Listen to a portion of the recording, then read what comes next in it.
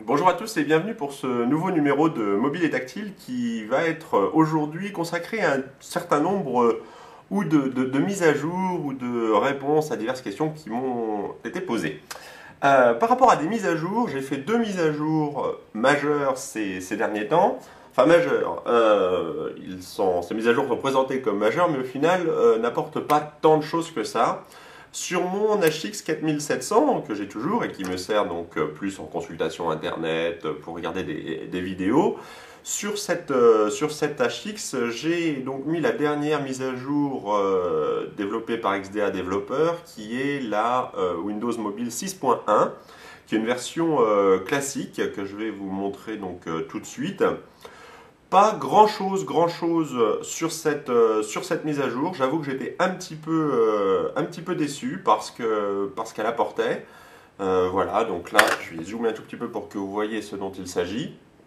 Encore une fois, pas extraordinaire par rapport à ce qu'elle apporte. Je pense que la version professionnelle serait certainement un petit peu mieux. Celle-ci, in fine, à part un gestionnaire de tâches qui bon, affiche les programmes en cours, bref, ce que vous pouvez déjà trouver sur Windows, apporte peu de choses. J'étais un petit peu déçu, je pensais avoir des nouveautés, notamment au niveau d'Internet Explorer. Ce n'est pas le cas. Donc, encore une fois, un petit peu déçu par cette mise à jour. Je vous montre juste le Task Manager qui est en bas, voilà, sur les icônes. Et lorsque vous cliquez dessus, ben, il affiche effectivement les différentes applications en cours. Encore une fois, pas une mise à jour majeure. Je voulais la faire. J'ai toujours l'espoir qu'un jour, un de ces développeurs de talent du site américain nous propose une mise à jour qui supporterait les cartes SDHC, donc les hautes capacités, ce qui permettrait donc avec un produit comme celui-ci d'avoir une tonne de vidéos embarquées et surtout de pouvoir naviguer entre par exemple ce produit et mon IPC qui supporte les cartes SDHC. Donc j'en avais fait l'acquisition d'une de 8 Go lorsque j'avais acheté le IPC. Voilà, donc mise à jour somme toute assez moyenne. Mise à jour par contre majeure que j'ai réalisée sur mon Nokia N95, c'est donc la version 15 du S60 3e édition que j'ai placé dessus.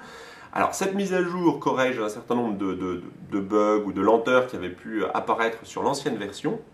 Et surtout je dirais qu'elle apporte quelque chose de majeur qui est le support du flash et donc des animations flash et donc des vidéos flash à l'intérieur de l'équivalent d'Internet Explorer, enfin bref, de l'application web à l'intérieur. Donc je vous montre ça dans quelques instants. Voilà, donc je vais aller sur une page bien connue qui est donc ma page pour ne pas la nommer.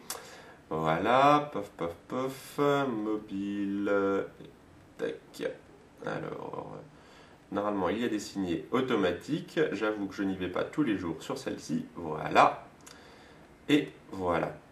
Donc, là, je suis en train de me connecter. Donc, je vais zoomer un petit peu. Voilà. Donc, connexion en cours sur l'application web. Voilà. Voilà. Donc, vous reconnaissez bien sûr le site mobile et tactile. Voilà. Je vais zoomer un petit peu moins. Voilà. Hop. Voilà. Donc, je vais descendre un petit peu pour vous montrer ce qui se passe quand la mise au point sera un peu meilleure. Voilà. Donc, hop. Et devrait donc se lancer. Voilà. Ah, voilà, il faut certain, vous voyez, la vidéo apparaît à l'intérieur, je suis toujours à l'intérieur de la fenêtre. D'accord. Voilà, il faut un certain temps parce que, effectivement, voilà, je vais dézoomer un petit peu.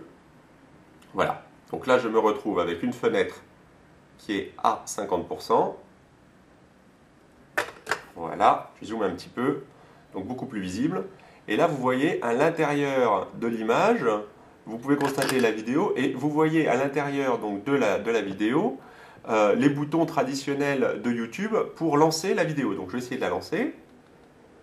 Je vais me déplacer dessus, si je retrouve mon curseur. Voilà, je vais cliquer dessus en espérant que ça marche. Voilà, je vais essayer de m'approcher un petit peu en espérant que la mise au point se fasse correctement. Voilà. Et là, je suis toujours à l'intérieur d'une fenêtre. Décidément. Bonjour à tous et bienvenue pour ce nouveau numéro de Mobilité. Voilà. Et donc là, je suis à l'intérieur d'une fenêtre de l'application web. Je vais essayer de basculer en temps réel. J'espère que ça ne va pas complètement planter. Hop, voilà, autant pour moi. Voilà, et donc vous voyez, la vidéo n'est pas tellement hachurée, et on a donc la possibilité, avec cette nouvelle version 15 pour le N95 8 Go, de regarder des vidéos directement, sans passer par des sites spécialisés qui redimensionnent ou refont les vidéos. Là, directement, vous avez la possibilité de visualiser des vidéos à l'intérieur de votre application web. C'est une des nouveautés qui est apportée par cette nouvelle version 15. Autre nouveauté, je crois que le support du GPS est un petit peu plus rapide. Je vais dézoomer, hop, voilà, tac. Je crois que le fixe réalisé par le GPS est beaucoup plus rapide. Donc voilà, un certain nombre de nouveautés qui sont proposées par cette mise à jour. Il faut bien faire attention lorsque vous faites cette mise à jour de faire une sauvegarde intégrale de vos données. Pour ma part, j'ai laissé en l'état tout ce qui était sur le disque dur amovible. Je me suis contenté de... Enfin, sur le disque dur amovible, pardon, sur les 8 Go de disque dur. Par contre, j'ai désinstallé tous les programmes qui étaient installés sur ce disque dur. J'ai fait une sauvegarde intégrale de la mémoire vive, si je puis dire, du téléphone, donc hors disque. Après, donc, j'ai installé cette nouvelle version 15. J'ai rebasculé, j'ai restauré la sauvegarde que j'avais faite de ce qui figurait dans la mémoire du téléphone et j'ai réinstallé tous les logiciels que j'avais auparavant installés sur le disque dur. De manière, sur le disque, vous m'avez compris, sur les 8 Go.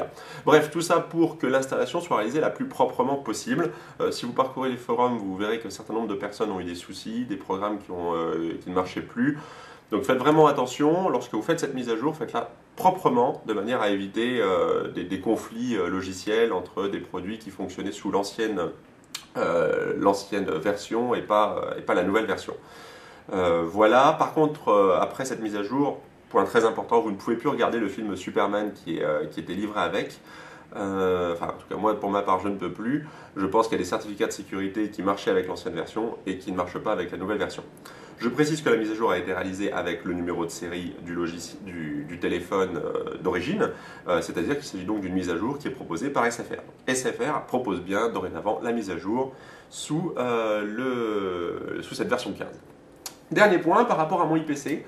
J'ai un certain nombre de questions. Alors là, pas un problème de mise à jour, mais j'ai un certain nombre de questions sur le blog ou sur des commentaires de YouTube ou par mail.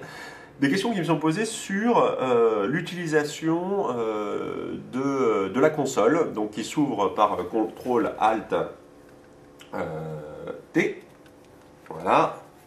Donc cette fameuse petite console qui s'ouvre et qui ressemble étrangement à des lignes de commande DOS.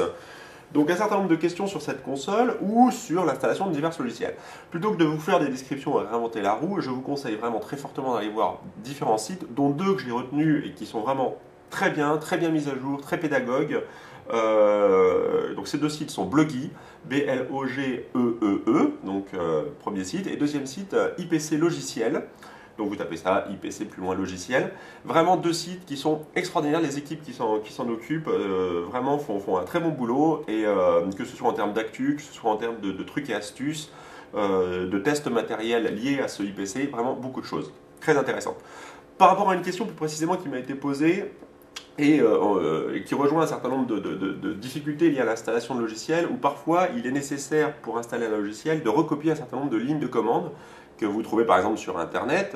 Lorsque vous êtes sur Firefox, vous voyez ces lignes de commande, et on vous demande de les recopier dans la console. Lorsque vous faites ce recopiage à l'intérieur de la console, il y a une manip à ne pas oublier qui consiste à appuyer sur la combinaison de touches au moment de coller les éléments que vous avez copiés précédemment. Pour être clair, vous êtes dans Firefox, vous voulez recopier une ligne de commande, vous sélectionnez la ligne de commande, CTRL-C habituel pour copier. Dans la console, si vous faites CTRL-V, ça ne marche pas. Pour copier à l'intérieur de la console, pour coller les éléments à l'intérieur de la console, il faut appuyer sur Maj, donc la fiche du haut, enfin la flèche du haut qui est ici, et sur Insert. Donc Maj plus Insert, donc successivement d'abord Maj, vous restez appuyé, vous appuyez sur Insert, et là les lignes vont être collées. Donc ça permet quand même de gagner un certain temps lorsque de nombreuses lignes doivent être collées pour procéder à une installation, par exemple de VLC ou d'un autre produit. Voilà, bah écoutez, j'espère que cette nouvelle vidéo vous aura donné satisfaction. Je vous donne rendez-vous à très bientôt pour une nouvelle vidéo de Mobilité Active. Au revoir, c'était